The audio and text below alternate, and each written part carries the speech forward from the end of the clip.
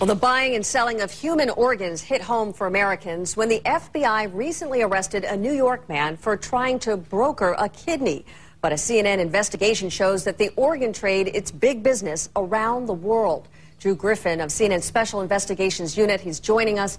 And Drew, it seems like Israel may be a point where all of this meets. Yeah, it certainly is a crossroads, but this is happening all across the world, Suzanne, where desperate patients seek body parts from desperate people who are willing to sell them. In this Tel Aviv hospital room, you can see just how desperate some Israelis are for kidneys. Ricky Shea's mother is nearly unresponsive, blind. Her diabetes slowly killing her.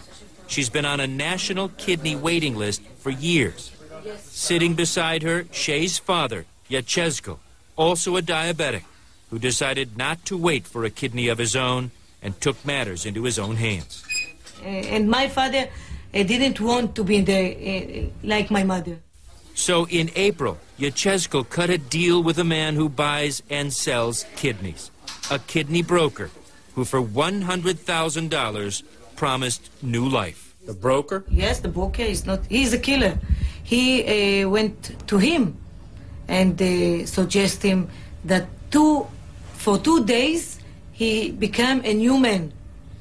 Come with me, 2 days, $100,000. Come with me. Yes. To China. To China. Once in China, Shea says her father was taken to a rural hospital.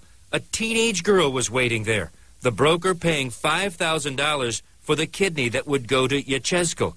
The surgery went poorly. Shea captured these images on her phone of her father in what she described as a filthy hospital. The donor, Shea says, died shortly after surgery. No one knows why. She was 18 years. She was just a child. And I understood that they gave him $5,000 for her kidney. She died. The broker has yet to face any sanctions. Until just last year, the entire transaction was not only legal in Israel, but some state-sponsored health insurance actually paid.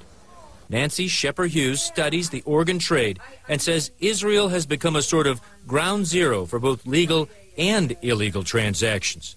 Shepard-Hughes says that as medicine mastered the science of kidney transplant, the numbers of procedures grew. But in Israel, so too did the belief the best way to treat kidney disease was to find a new one.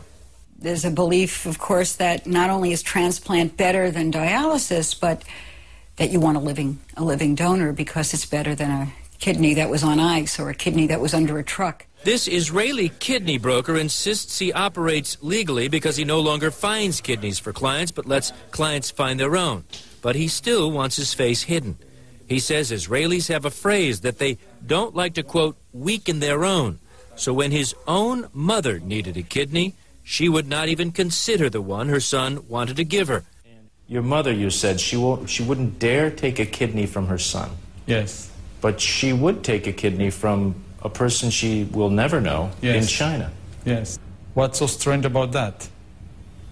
It says that the rich person has more of a right to their health and their life than the poor person. This is reality. This is how it happens. His experience finding a kidney for his mom in China was so easy. He went into the business himself, making $5,000 a deal. He says he has arranged for nearly 220 transplants, profiting more than $1 million. The new Israeli law banning brokering of kidneys has made it trickier, but says if a patient arrives at his door with a donor claiming to be a relative, he can easily send them overseas, no questions asked. Are they really relatives? I don't know. I don't care. I don't will deal with that. And in Israel, relatives are relatively easy to find, especially when you have poor immigrants recently arrived in quick need of cash and patients willing to pay. Brokers can have these newly acquainted family members on an operating table anywhere in the world within weeks. Ricky Shea says in the search for a new kidney, her father lost $100,000 of borrowed money, his pride, and like his donor, is now losing his life. His new kidney is failing. my family is breaking. The family is breaking, but Shay says she has no doubt the organ broker is still in business. Suzanne, the Israeli Health Ministry tells us police there have launched several investigations now into the illegal brokering in body parts, specifically kidneys. But those who study this organ trading say the desperation that drives it on both sides makes it extremely difficult, if not impossible, to stop. Thank you, Drew. Unbelievable story. Thank you.